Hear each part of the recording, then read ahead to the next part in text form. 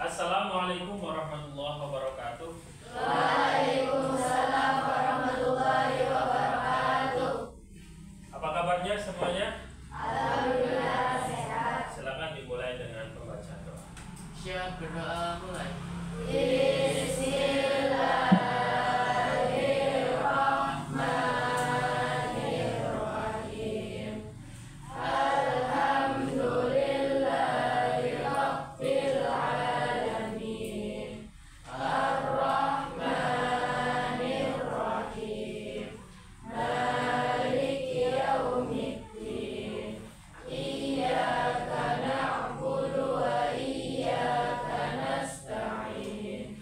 Ihdinas siratal mustaqim. Siratal ladzina an'amta 'alaihim ghairil maghdubi 'alaihim waladdallin. Raditu billahi rabba wa bil islami dina wa bi Muhammadin nabiyyan wa rasula. Rabbi zidni ilman warzuqni fahman. Amin ya rabbal alamin. Baiklah, santri MTSNU. Bismillah bisa unggul alhamdulillah. Santri MTSNU. Bismillah bisa unggul alhamdulillah. Alhamdulillahirabbil alamin wa bihi nasta'in ala umuri dunya waddin wassalatu wassalamu ala asrofil anbiya'i wal mursalin wa ala alihi wa sahbihi ajma'in amma ba'd. Alhamdulillah, puji syukur kehadirat Allah Subhanahu wa taala, kita bisa bertemu kembali dalam pertemuan minggu ini masih dalam pelajaran fikih, yaitu sekarang tentang macam-macam najis. Kita lihat ya.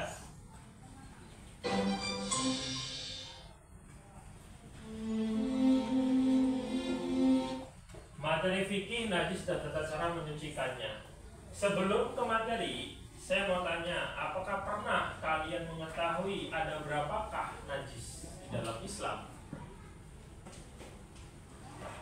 Berapa Dias? 3. 1, Najis mukhafafah, 2, najis mutawassithah, 3. najis mughalladah. Bagus. Mungkin kalian juga tahu banyak sekali najis yang pernah kalian ketemu, tapi tidak tahu ini najis termasuk golongan mukhafafah atau mutawassithah atau mughalladah. Oleh karena itu pada kesempatan kali ini silakan kita berkolaborasi, yaitu dengan kitab Safinatun Najah dan video virtual ini. Silakan kalian buka kitabnya di halaman 20 tentang najis. Nah, di sini saya bacakan secara makna dalam kitab. Faslun utawi ikilah fasal. An-najasatu utawi piro-piro najis iku salah satu telu. Memang yang tadi dibicarakan oleh Kak Dias, yaitu ada 3, najis mughalladah, najis mukhafafah, dan najis mutawassithah. Al-mughalladatu suwiji najis mughalladah, wal mukhafafatu lan najis mukhafafah, wa mutawassithatun lan najis mutawassithah. Di mana najis itu ada 3. Tadi najis mughalladah, najis mukhafafah, najis. Silakan kalian lihat virtual ini. Nah, secara makna pengertian najis yang saya dapat, najasah atau najis menurut bahasa adalah kotoran dan lawan suci menurut syarat. Jadi lawan katanya suci itu najis, lawan katanya suci itu najis, lawan katanya najis suci menurut syarat. Yang membatalkan sholat. Najis berarti sesuatu yang tidak suci yang dapat menghalangi seseorang dalam melakukan ibadah kepada Allah. Berikut jenis-jenis secara garis besar diantaranya sebagai berikut.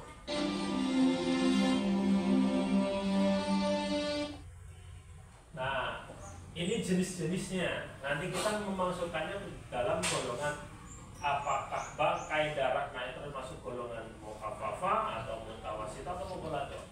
Jenis-jenis najis yang pertama adalah bangkai. Mungkin kalian pernah lihat bangkai tikus, bangkai belalang, bangkai apa lagi? Kecoa dan lain sebagainya. Jenis-jenis najis yang pertama adalah bangkai. Bangkai yaitu sesuatu yang mati secara alami dan bukan karena disembelih. Itu termasuk najis. Bangkai yang tidak disembelih itu adalah najis. Yang kedua, darah. Kita semua punya darah. Bukan berarti kita itu najis, bukan. Darah, baik darah segar maupun darah haid dan lainnya. Darah haid ya termasuk itu juga najis. Nanti kita masukkan ke dalam golongan apa. Kemudian nanah. Nanah dan nanah yang bercampur darah atau nanah huk kalau dalam kitab. Keduanya dihukumi najis dengan dikiaskan terhadap darah. Nanah itu aslinya darah. Cuman karena udah warna putih jadi darah putih. Kecuali jika jumlahnya sedikit, maka termasuk yang dimaafkan karena sulit menghindarinya. Kalau sedikit, tapi kalau banyak kayak perempuan yang haid itu sudah termasuk dalam kegolong najis. Kita lanjut. Jenis-jenis berikutnya yaitu muntah. Ada yang pernah kalian ketika plesir keluar kota atau keluar provinsi naik mobil atau naik motor bahkan itu kalian merasakan mual kemudian muntah? Pernah? Nah, itu termasuk adalah najis. Jadi seumpama nanti kita bahas. Nah, najis ketika kalian muntah seumpamanya, kalian muntah dalam perjalanan kok kena baju, kena sarung ataupun kena apa, itu semua pakaiannya kena najis dan itu tidak boleh untuk melakukan sholat. Bagaimana caranya? Nanti kita gunakan. Masuk najis apa? Kemudian yang selanjutnya adalah air seni. Ada yang tahu air seni? Air seni tahu? Apa man? Nggak tahu. Air seni itu dan kotoran manusia atau tinja, keduanya adalah najis kecuali menurut ulama Syafi'iyah dan Hambaliyah. Menurut mereka, jika air seni berasal dari bayi laki-laki yang belum makan makanan pokok, air seni itu kencing. Ya, air seni adalah kencing. Selain air susu dan air susu ibu, maka dihukumkan suci dengan cukup mempercikan air pada bagian yang terkena dan tidak wajib mencucinya. Cuman mengelapin aja kalau air seni ya. Tapi kalau bisa ya, kemudian kalau mau sholat tetap harus wudu. Tapi kalau cara menghilangkannya tetap diusahakan wudu gitu. Termasuk juga tinja. Tinja apa tinja? Kotoran manusia atau kalian sedang BAB. Itu kan cukup dibersihkan kan, nggak harus mandi, nggak harus wudu kan. Itu cara mencucikan seperti itu. Lanjut.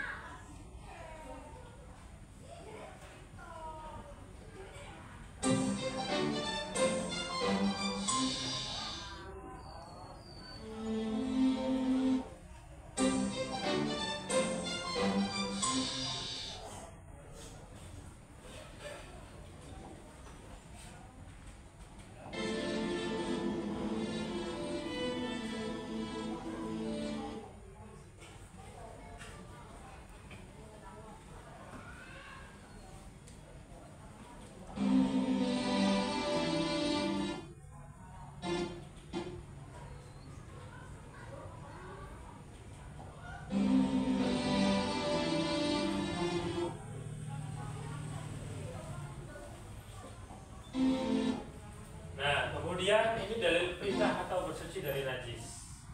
Dalam Quran surah Al-Mudaththir ayat 4 di sini wa thiyabaka fatahhir, pakaianmu bersihkanlah.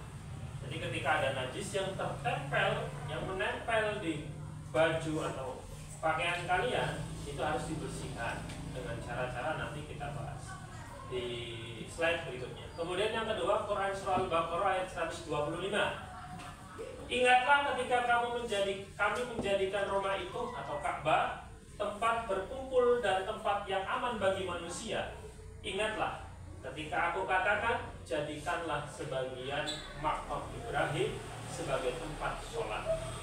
Ingatlah ketika kami wasiatkan kepada Ibrahim dan Ismail, bersihkanlah rumahku untuk orang-orang yang tawaf, yang i'tikaf, serta yang rukuk dan sujud sholat.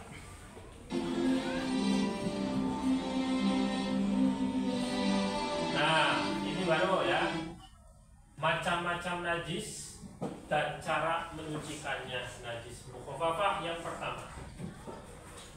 Najis mukhafafah atau biasa dikenal dengan najis ringan, yaitu najis yang berasal dari air seni bayi laki-laki yang umurnya belum genap 2 tahun dan belum makan sesuatu selain minum ASI. Kalau kita lihat di kitab Safinatun Najah, kita kolaborasikan, najis mukhafafah ingkang dipun wastani najis mukhafafah menika uyuhipun lare jaler alit ingkang dereng nedhi atau makan lan dereng nginum sak kejawi namung poan atau susu lan dereng umur kali tahun. Pas. Jadi di dalam slide ini itu termasuk juga saya buat sesuai dengan di dalam kitab Safinah. Nah, keterangan yang lebih gampang kita pahami dalam bahasa Indonesia, najis mukhafafah atau najis ringan yaitu najis yang berasal dari air seni. Air seni itu air kencing bayi laki-laki yang umurnya belum genap 2 tahun. Itu termasuk najis. Jadi seumpamanya kamu punya adik belum umur 2 tahun, nah itu kencingnya kalau kena baju kamu itu termasuk dalam najis mukhafafah atau najis ringan yang belum makan sesuatu selain minum ASI. Kalau udah makan yang lainnya, ya itu sudah beda lagi. Nah, cara menyucikannya itu dengan membasuh atau memercikkan air bersih pada bagian yang kena air seni tersebut. Nah, cara menyucikan najis mukhafafah yang pertama, lapkan najis dengan kain kering. Jadi seumpama kamu tangan atau kukunya biasanya, atau tangan ketika gendong bayi yang belum makan apa-apa, tapi karena belum makan apa selain ASI, minum ASI aja, kok pipis kena tangan kamu. Yang pertama itu lapkan najis dengan kain kering, dilap dulu. Kemudian renjiskan atau percikan air mutlak ke atasnya, air suci, benar-benar belum tercampur apa. Kemudian yang ketiga, kemudian lap sehingga kering.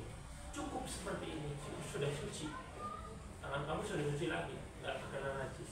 Ini najis mukhafafah beserta cara menyucikannya. Kemudian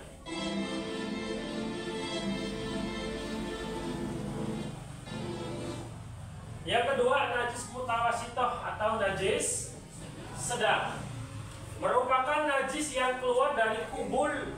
Apa kubul? Apa kubul? Ada yang tahu? Jalan belakang. Apa bahasanya? Bahasa Jawa nih. Nah, itu ya. Atau dubur manusia atau binatang. Contoh dari najis mutawasito adalah ditemukan pada air seni serta tinja manusia, air kencing, nanah, muntah, yang sudah dijelaskan sebelumnya, termasuk tadi ya. Kalau tadi kan mukhafafah itu kan air seninya bayi umur belum 2 tahun, belum minum, belum makan apa-apa, cuma ASI aja, itu termasuk golongan najis ringan atau najis mukhafafah.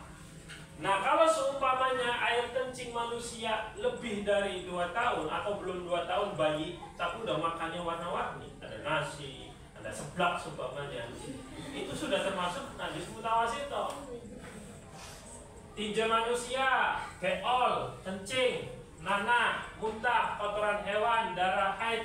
minuman keras, bangkai kecuali ikan dan belalang, dan air susu hewan yang diharamkan, itu semua tergolong dalam najis mutawasit.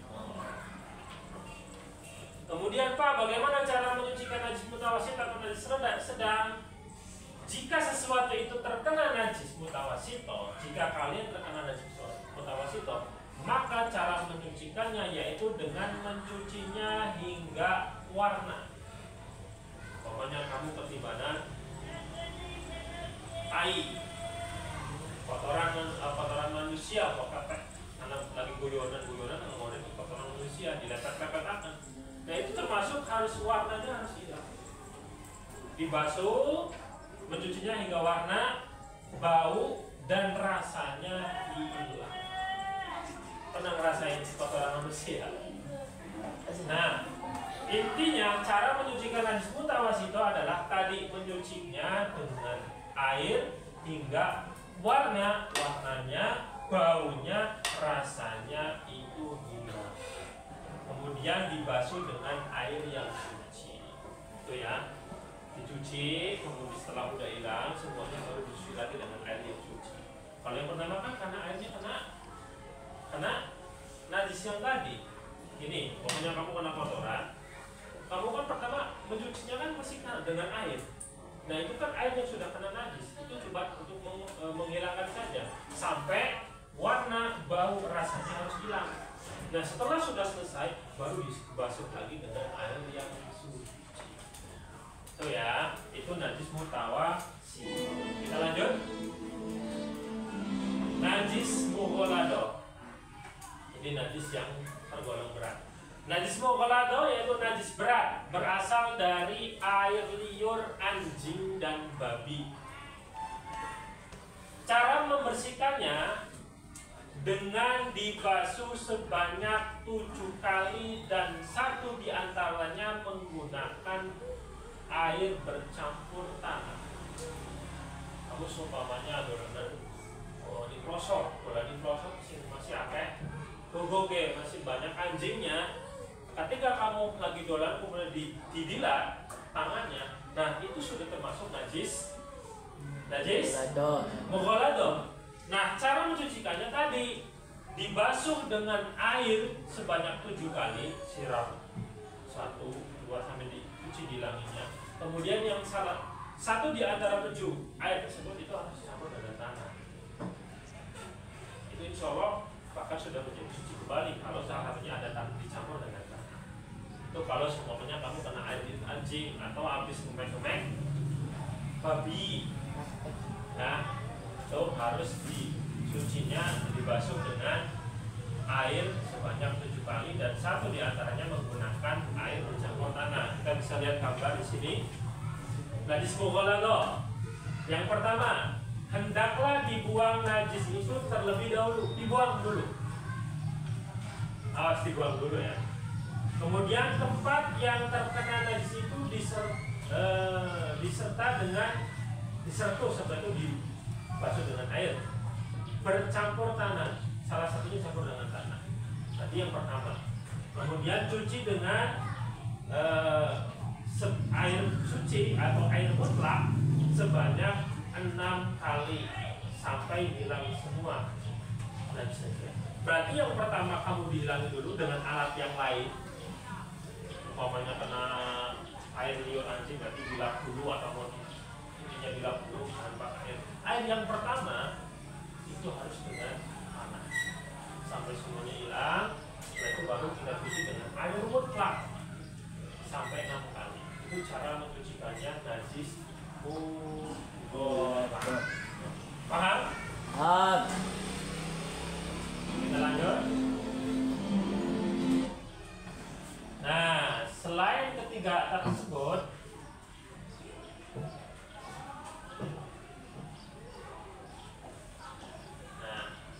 najis dibagi menjadi 2. Ada yang termasuk najis ainiyah, ada najis hukmiyah. Kalau najis ainiyah yaitu najis yang tampak jelas zatnya. Contoh apa? Kotoran. Kotoran manusia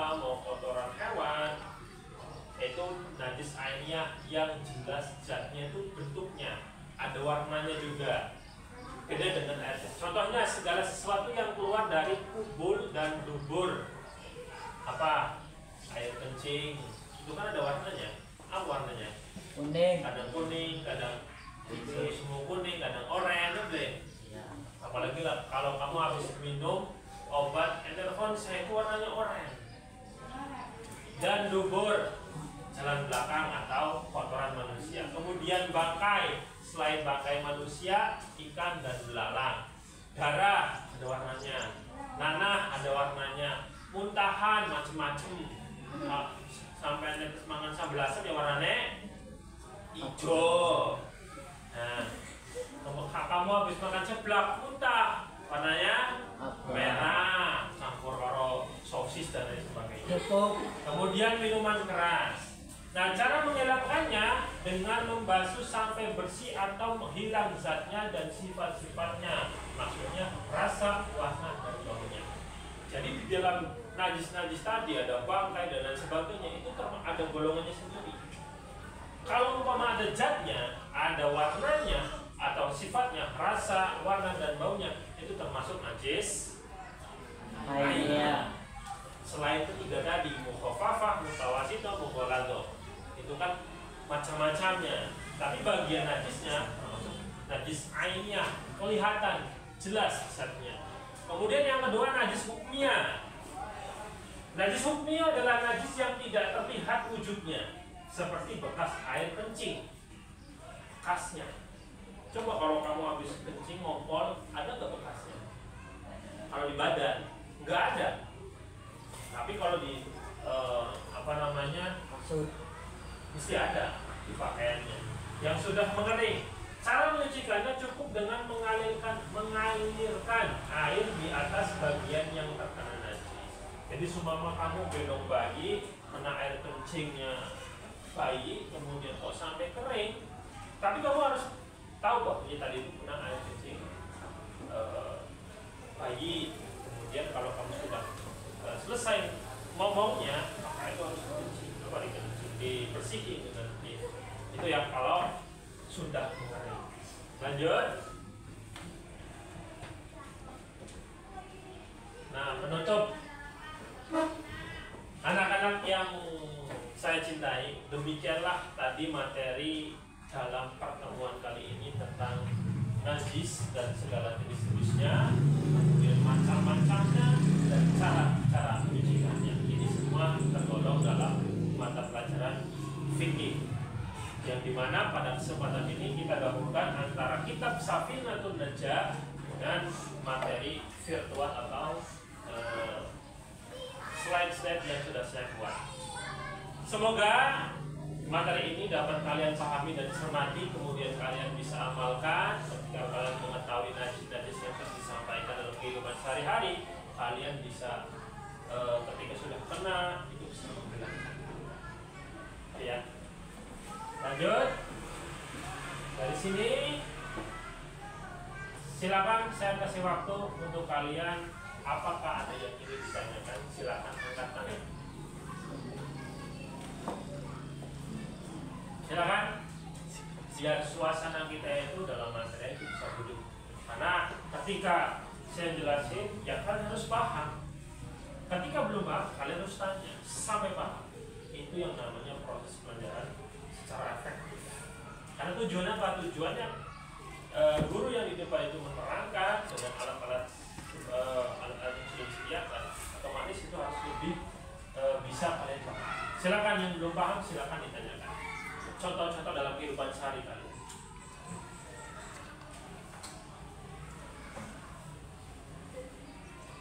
Silakan.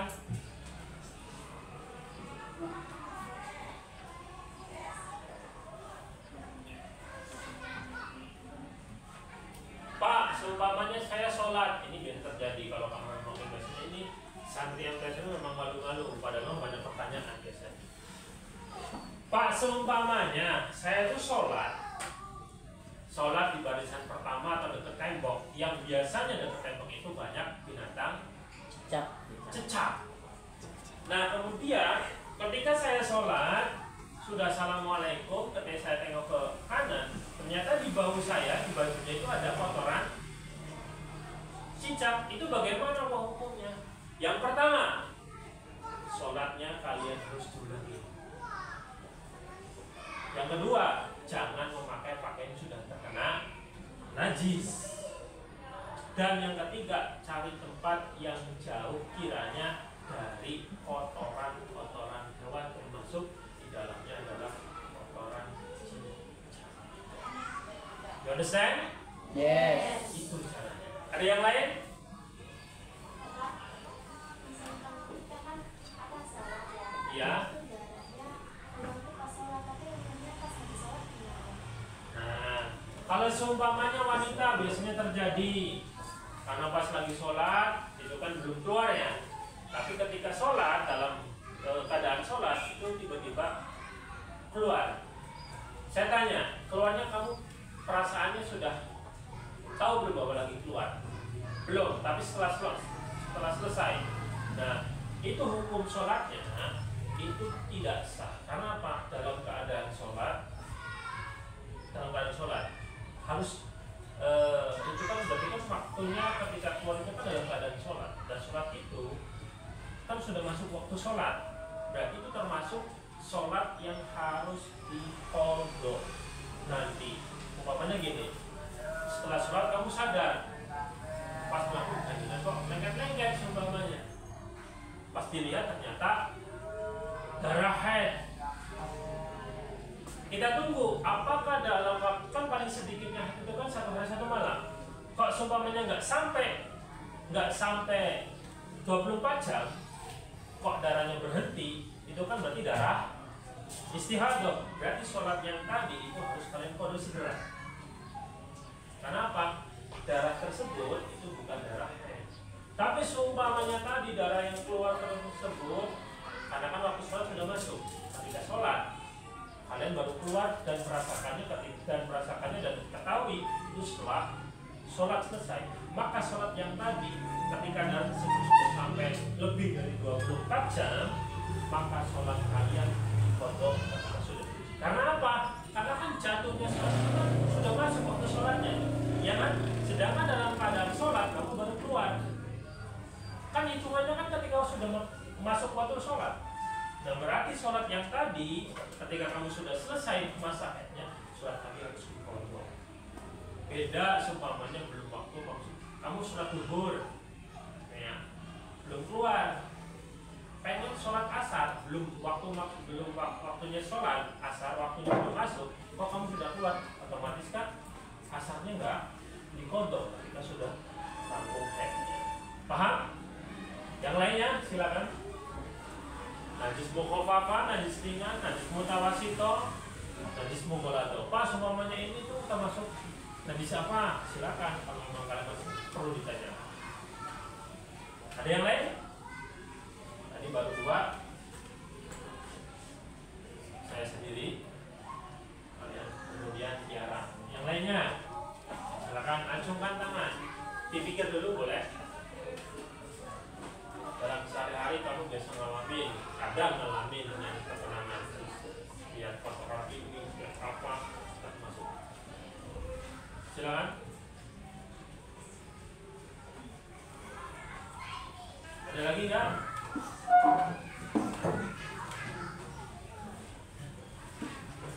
Kita lanjut ya kalau nggak ada. Ulasannya dalam pembelajaran kali ini, saya termasuk seseorang yang sangat berhati-hati dalam menjalani kehidupan sehari-hari. Karena kita tahu sendiri yang namanya manusia itu hidup di dunia sempat beribadah. Yang namanya ibadah itu kan harus suci dari hadas kecil dan besar, dan termasuk juga najis.